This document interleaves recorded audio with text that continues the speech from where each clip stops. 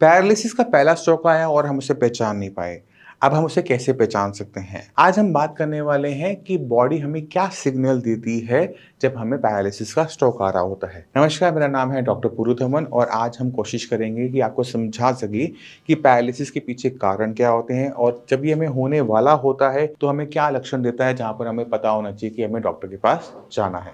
Paralysis, जिसे हम लकवा भी कहते हैं, इसका अर्थ ये होता है कि हमारे शरीर के किसी अंग का काम ना करना, चाहे वो मेरा हाथ हो, चाहे वो मेरा टांग हो, चाहे मेरी जुबान हो, कोई भी अंग अगर काम करना बंद कर दे तो उसे हम लकवा लगना कहते हैं, जिसे हम इंग्लिश में पैरालिसिस कहते हैं। बट इसके पीछे जो कारण होता है उसको भी हमें समझने की जरूरत है, क्योंकि पैरालिसिस में लगता है कि मेरा हाथ नहीं चल रहा, पैर नहीं चल रहा, बट इसके पीछे जो कारण होता है वो थोड़ा सा डीप होता है। पैरालिसिस जब किसी को होता है तो उसमें मुख्य कारण होता है आपके ब्रेन के अंदर आने वाला क्लॉट या फिर ब्रेन के अंदर जो ब्लीडिंग होती है। जब ब्रेन को नुकसान होता है उसे हम ब्रेन स्ट्रोक भी कहते हैं। जब ये क्लॉट हमारी बॉडी में बना, वो कहीं से भी बन सकता है, वो आपके थाइज में बन सकता है, वो आपके हार्ट में बन सकता है। जब वो ब्लड के साथ सर्कुलेट होता हुआ हमारे ब्रेन में पहुंचता है और वहां पर जाकर वो चोक कर देता है, तो हमारे ब्रेन के एक हिस्से को ऑक्सीजन नहीं मिल पाती, खाना नहीं मिल पाता, जिसकी वजह से वहां का जो टिश्यू है, वहां का जो नर्व सेल्स हैं, वो मरना शुरू कर देते हैं। अब वो काम क्या करते थे? वो काम करते थे आपके हाथ पैर को चलाने का। यानी जब आप सोचते हो अपने हाथ उठाने का,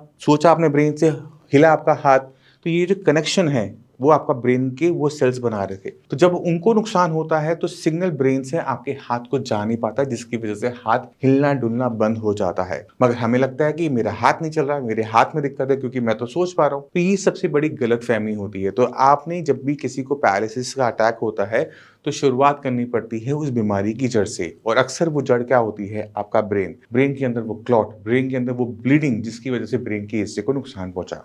अब जब किसी को पैरालिसिस का अटैक होता है तो उसके बॉडी में सिम्टम क्या जनरेट होते हैं कि जहां पर उसको देख के ये लगना चाहिए कि मुझे अब हॉस्पिटल की जरूरत है। तो सबसे पहली दिक्कत जो उसको महसूस होती है वो है कमजोरी। शरीर के आधे हिस्से में कमजोरी का महसूस होना कि मेरा ये हाथ नहीं चल रहा ढंग से, मेरा ये पैर भारी मुझे महसूस हो रहा है। दूसरी चीज क्या महसूस होती है? वो है आवाज। अगर आपकी आवाज बिगड़ जाए, बोलने में दिक्कत हो, लड़खड़ाने लग जाओ, तो मतलब आपको जरूरत है हॉस्पिटल की। तीसरा होता है हमारा फेस। अगर आप शीशे में अपने आप को देख रहे हो और आपको लग रहा है कि लेफ्ट और राइट आपका बराबर नहीं है, तो वो भी साइन होता है कि कुछ ना कुछ आपकी बॉडी के साथ गलत हो रहा है। तो अगर आपको ये सिम्टम में से कोई एक सिम्टम भी आपको नजर आता है तो आपने घर पे बैठ के अपना इलाज नहीं करना है। आपने अपने आसपास के एक अच्छे बड़े हॉस्पिटल में जाना है जहां पर आपको सही ट्रीटमेंट मिल सके, क्योंकि ट्रीटमेंट शुरू करने से पहले एक टेस्ट जरूरी होता है, वो है ब्रेन का MRI। ये जानने के लिए कि ब्रेन में क्लॉट हुआ है या नस फटी है। अगर ब्रेन के अंदर क्लॉट है तो एक इंजेक्शन होता है जिसे उस क्लॉट को डिसॉल्व कर दिया जाता है और पेशेंट में रिकवरी फास्ट हो जाती है। तो उसके लिए आपको डॉक्टर के पास तो जाना पड़ेगा, और डॉक्टर अच्छा सही सामान के साथ कहाँ मिलेगा? हॉस्पिटल में मिलेगा। इसलिए आपका जो टाइम है, जो आपका रिस्पॉन्स टाइम है, वो शॉर्ट होना चाहिए। अगर आपको जरा सा भी डाउट हो रहा है तो पास के नियरेस्ट हॉस्पिटल में आपने जाना है। अब जो इसको एक बार एक्सपीरियंस कर चुके हैं उनके लिए बहुत आसान होता है कि ओके ठीक है, मुझे दोबारा हो रहा है, मुझे जाना है, तो उन्हें बताना नहीं पड़ता। मगर एक ऐसी बीमारी भी है जो आपके हॉस्पिटल पहुंचने से पहले भी ठीक हो जाती है, बट वो होती पैरालिसिस से है। इसे हम कहते हैं TIA। TIA का मतलब होता है ट्रांजिट इस्चेमिक अटैक। ये छोटे छोटे क्लॉट्स होते हैं जो आते हैं और अपने आप घुल के निकल जाते हैं, मगर इसमें जो सिम्टम होते हैं वो भी कुछ देर के लिए आते हैं और अपने आप ठीक हो जाते हैं। जब ऐसा हमें महसूस होता है कि मुझे कमजोरी आई और वो ठीक हो गई डॉक्टर के पास जाने से पहले, मुझे डॉक्टर के पास जाने की अब जरूरत नहीं है, ऐसी गलती मत कीजिएगा। क्योंकि आपकी बॉडी में अभी छोटा क्लॉट आया था तो आप बच गए, अगर बड़ा क्लॉट आएगा तो आप बच नहीं पाओगे, और आपकी बॉडी के अंदर वो एनवायरनमेंट तैयार है कि आपको बड़ा अटैक, बड़ा क्लॉट आ सकता है। क्यों? क्योंकि अगर छोटा क्लॉट बन रहा है तो बड़ा क्लॉट बनने में देर कितनी लगेगी। और मैक्सिमम पेशेंट गलती ये करते हैं कि उनको छोटे छोटे अटैक जिंदगी में बहुत बार आए होते हैं, मगर उन्होंने कभी भी अपनी मेडिसिन, अपनी लाइफस्टाइल, अपना खाना पीना कभी बदला नहीं होता। तो अब सबसे पहला काम आपने क्या करना है कि इन छोटे छोटे सिम्टम्स को आपने पहचानना है और इनकी को गहराई से समझना है कि इनको हल्के में नहीं लेना। अगर आपको अपनी बॉडी में कुछ भी ऐसा महसूस होता है जो कि नॉर्मल नहीं है, फिर से कहूंगा, अगर आपकी बॉडी में आपको ऐसा महसूस होता है कि जो नॉर्मल नहीं है, चाहे वो कमजोरी हो, चाहे हाथ पैर की वीकनेस हो, चाहे बोलने में दिक्कत हो, आपने अपने पास के अच्छे बड़े हॉस्पिटल में जरूर जाना है। क्योंकि जो पहला इमरजेंसी ट्रीटमेंट होता है वो बहुत कारगर होता है। अगर वो कारगर नहीं होता, वो फेल हो जाता है या आप नहीं पहुँच पाते हैं, ब्रेन को परमानेंट नुकसान हो जाता है, तब जाके आयुर्वेदिक मेडिसिन्स का स्कोप खुलता है, जहाँ पर आपकी रिकवरी करवाई जाती है। किस तरह से करवाई जाती है, इसको आप देखिए। नमस्कार जी, कैसे हैं? बढ़िया बढ़िया बोलिए। बढ़िया। अच्छा, बढ़िया अभी कैसी कंडीशन है आपकी, कुछ बताओ। सर, मुझे 2 साल पहले पैरालिसिस आया था। हम्म 2 साल तो नहीं हुआ, पर शायद अभी 4 महीने बाकी है 2 साल होने में। हम्म और एक पैर में सुन्नपन आ गया था, काम नहीं कर रहा था, और गुजरात की एक अस्पताल में मैंने दवाइयाँ ली। हम्म और दवाइयाँ लेने के बाद चलना फिरना उठना बैठना सब सही हो गया था। ये हाथ में पूरी स्टिफनेस रहती थी, कलाई में अच्छा और एल्बो में और शोल्डर पर। अच्छा और ये जो दायां पैर है वो थोड़ा सा मुड़ा हुआ पड़ चलने में लगता था। अच्छा बाद में मैंने आपकी हॉस्पिटल से दवाइयाँ लेने चालू कर दिया, 5 महीने से ले रहा हूँ। हम्म 80% सुधार आ गया है सर। अच्छा टाइम टू टाइम वो मैडम भी फॉलोअप ले रहे हैं। अभी ये जो हाथ का पंजा है ना सर, हाँ मैं किसी से सुने से महसूस नहीं होता। ऐसे बोतल पकड़ी है तो सेंसेशन अभी नहीं आया है। अच्छा, मूवमेंट पूरी है, स्टिफनेस और खत्म हो गई है। क्या स्टिफनेस खत्म हो गई है। स्टिफनेस है या थोड़ी सी है, या पीछे के साइड में स्टिफनेस लगती है अभी। अच्छा, ऐसे घुमाता हूँ तो कभी कट कट की आवाज आती है। कट कट की आवाज आ रही है अभी। पैर पैर में क्या हाल है? पैर अभी ठीक चल रहा है? अब पैर थोड़ा सा कहने को से मुड़ा हुआ रहता है, बाकी सही चल रहा है। तो ये जब हुआ था तब क्या कंडीशन थी? तब तो मैं जब यहाँ अस्पताल में दाखिल था ना, हाँ तब हाथ पैर काम ही नहीं करता था। अच्छा फिर हमारे नजदीकी फिजियोथेरेपी सेंटर में मैं गया और थोड़ी बहुत एक्सरसाइज करनी शुरू कर दी। अच्छा तो चलना फिरना हो गया था। हाथ बहुत सा भारी लग रहा था। अच्छा दाहिना हाथ है ना, बरोबर। बाद में मैं आपकी वीडियो डेली देखता था। अच्छा तो मैंने डायरेक्ट इंटरनेट की मदद से कॉल किया, वहां से दवाइयाँ मंगवाई। अभी हाँ। मेरा 5वां महीना चल रहा है, दवाई अभी शुरू ही है ये। अच्छा पर सर पहले 1 महीने ऐसा लगा कुछ चेंजेस ही नहीं है। हाँ उसके बाद अचानक से सब हल्का महसूस होने लगा, स्टिफनेस चली गई, काफी हद तक राहत हो गई। अब आगे मुझे क्या करना है वो आप बताओ। तो काम क्या करते हो पहले ये बताओ। काम मेरा तो ट्रांसपोर्टिंग का काम है सर, वैसा कोई हार्ड वर्क नहीं करता हूँ। अच्छा, मतलब ट्रांसपोर्ट की एजेंसी है या फिर गाड़ी चलाते हो? हाँ, ये ऑफिस वाला काम है। ऑफिस वाला काम है, ठीक है। तो अभी तो आप फिजियोथेरेपी करवा रहे हो, बंद है? नहीं, मैं अपने आप से करता हूँ। आप थोड़ी सी ना फिजियोथेरेपी करवा लो। उसमें सर कहाँ करवानी पड़ेगी, फिर सेंटर जाना पड़ेगा? तो अपने घर के आसपास कोई ना कोई सेंटर होगा हमारे, हाँ हाँ, तो वहां पे ज्वाइन कर लो कुछ टाइम के लिए, ठीक है। और अपने अपने हाथ में पावर लाने के लिए ना, तो थोड़े से अपने काम जो होते हैं, अपने जो काम होते हैं, जैसे कपड़े धोना, कपड़े प्रेस करना, अपने जो काम होते हैं कम से कम उनको स्टार्ट कर दो।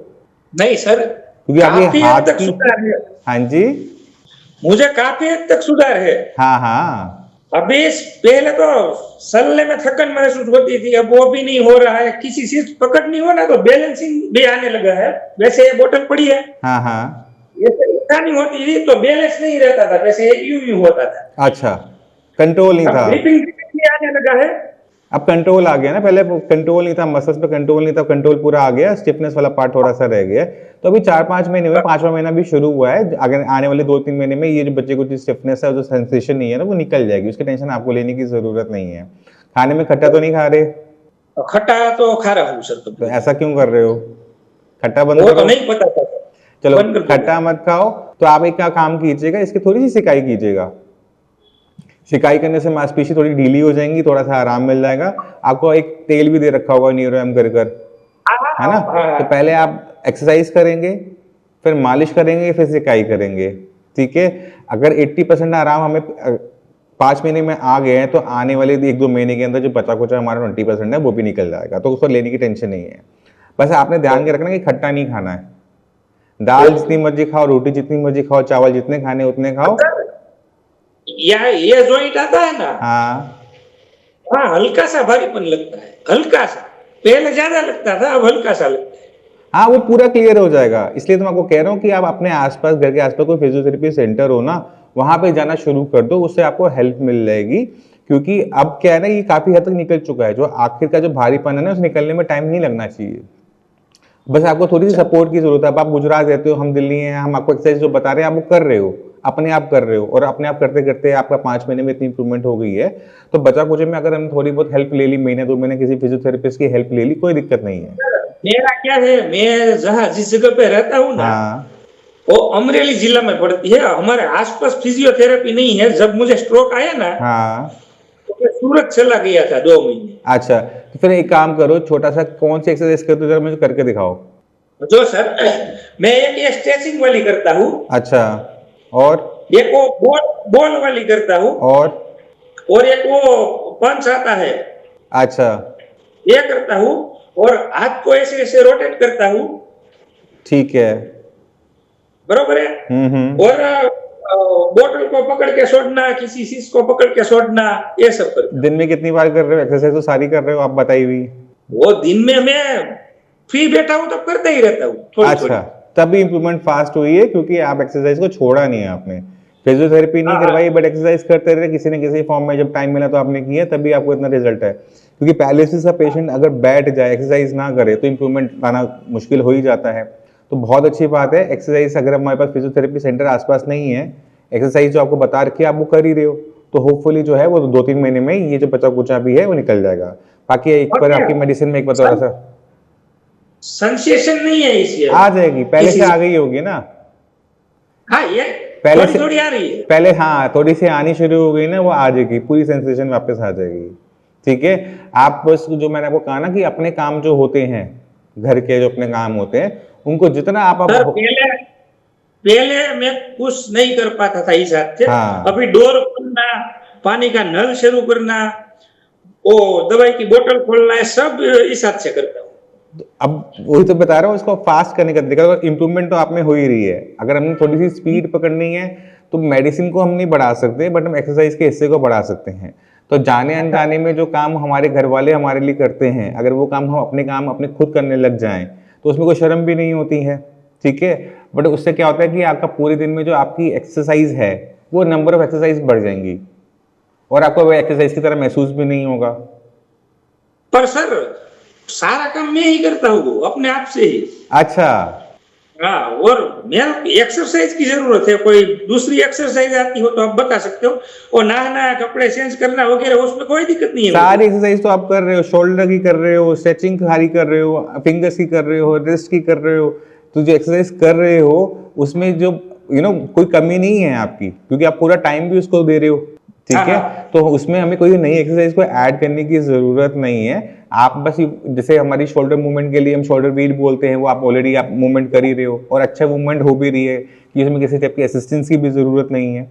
तो अच्छा है, वो बहुत अच्छा चल रहा है। जो आप एक्सरसाइज कर रहे हो सब करते रहोगे। दूसरा क्या है सर, दूसरा क्या है, ये हाथ तो पूरा ऐसे ही, कुछ दिक्कत नहीं है। पर ये उंगलियां होती है ना जो, हाँ, और इस तरह पूरी नहीं खुल पाती है, खिंचा हुआ रहता है। दिखाओ जरा, ऐसे दिखाओ। ऐसे नहीं, मुझे दिख ही नहीं रहा ऐसे ना, मुझे दिखाओ सामने। हाँ ऐसे नहीं, ऐसे करनी हो ना, हाँ। तो पूरी सीधी पीछे नहीं जाती है, थोड़ी सी आगे रहती है। आगे मतलब थोड़ा सा पूरा पीछे तक नहीं जाती, वो पीछे वाली की तरफ आप कह रहे स्टिफनेस है, इस वजह से नहीं जा रही है वो। ठीक है, क्योंकि पीछे हाथ की जो पीछे की मांसपेशियों में स्टिफनेस है, इस वजह से वो पीछे की तरफ पूरी नहीं जा रही है। जैसे वो स्टिफनेस खत्म होगी, वो पूरा का पूरी मूवमेंट आपकी वापस आ जाएगी। ठीक है, आप बस इसकी जो थोड़ी बहुत सिकाई और मालिश वाला काम जो है वो कर लेना अच्छे तरीके से, और खट्टा बंद कर देना। दवाई के साथ बस एक परहेज है खट्टे का, ठंडा वंडा भी हम कुछ दे देते हैं, बस खट्टा नहीं देते, तो उसका आप ध्यान रखिएगा। ठीक है, बाकी खाने पीने में अच्छे से खा रहे हैं, खाना दिन में 3 बार खा रहे हैं। और नींद अच्छे से आ रही है, खाने पीने में और कोई दिक्कत नहीं है सर, काफी हद तक सुधार आ गया है। हाँ, अभी तो क्या है कि ये ग्रिपिंग लाने के लिए अब मुझे महसूस ही नहीं हो रहा है कि मुझे स्ट्रोक आया था। अच्छा है ना, ऊपर वाली की कृपा रही है। अब ध्यान रखना, अपनी मेडिसिन आप खा रहे हो, एलोपैथिक वाली खा रहे हो, खून पतला करने वाली खा रहे हो? नहीं, आपकी है, चल बात है, खाओ उसको, वो भी जरूर रखो। और वो तो जिंदगी भर खानी है। मेरी दवाइयां बंद हो जाएंगी, वो बंद नहीं होगी। नहीं, वो तो मैं ले लूंगा, पर अभी तो आप पीछे हुए हैं। अरे मेरी दवाई लकवे को ठीक करती है। एलोपैथिक दवाई जो आप खा रहे थे वो आपको लकवा दोबारा होने से बचा के रखेगी, तो अपना जो पर्चा है ना एलोपैथिक वाला वो भेज देना जो आपका बना हाँ, था, भेज दो। ठीक है। अगर उसमें कोई भी दवाई कम करनी वाली है तो हम करवा देंगे, वरना खून पतला करने वाली दवाई, बीपी की दवाई, कोलेस्ट्रॉल की दवाई आपने खानी है, हाँ सर, वो ठीक है जी। और कभी लगे चक्कर लगे इस साइड का दिल्ली का तो एक बार मिल के जाना। नहीं सर, 100% आऊंगा। मुझे काफी सुधार आ गया। अब मैं बाइक चला सकता हूँ, कार चला सकता हूँ। हाँ, तो बस प्रोग्राम ऐसा बनाओ है। फिर एक बार दिल्ली गुड़गांव आने का, मिलते फिर आपसे। 100% आऊंगा। और चलता हूँ ना सर, तो ये हाँ। हाथ थोड़ा सा यूं रहता है, स्टिफनेस की वजह से रहता हाँ, है। वो टाइट थोड़ा सा रहता है, वो ठीक हो जाएगा, रिलैक्स हो जाएगा, ठीक है। यही दिक्कत बस है। आप खट्टा मत खाओ, खट्टा खाने से स्टिफनेस बढ़ती है, इसलिए आपको बार बार मैं बोल रहा हूँ कि खट्टा मत खाओ। नहीं और सर, ठीक है, 100% बंद ही क्योंकि अगर कर दूं। खट्टा नहीं खा रहे होते तो रिजल्ट और फास्ट हो जाते और आप ये जो बचा कुचा है वो भी निकल जाता। नहीं सर, वो बंद कर दूंगा। चलो ठीक है, ध्यान रखो अपना, ठीक है। ओके चलिए, okay, okay thank you sir. Okay काफी सारा रिजल्ट मिला है और मैं टाइम टू टाइम आपकी दवाई लेता रहूँ। बढ़िया, कंटिन्यू रखना है उसको, ठीक है। ओके। चलिए, ओके जी, ध्यान रखिए। तो आपने खुद देखा कि पैरालिसिस में रिकवरी हो जाती है, मगर हमने यहाँ तक नहीं पहुँचना है, अपनी कंडीशन इतनी खराब नहीं करनी है। अगर आपको ज़रा से भी दिक्कत महसूस हो रही है तो फटाफट फर्स्ट एड ट्रीटमेंट जैसे हम लेते हैं, इमरजेंसी ट्रीटमेंट लो। उसके बाद कोई कमजोरी रह जाए, मोस्ट वेलकम है, आके मिल सकते हो। इसी के साथ मैं चलेगी आगे चाहूँगा, मिलते हैं अगली वीडियो में, तब तक के लिए नमस्कार।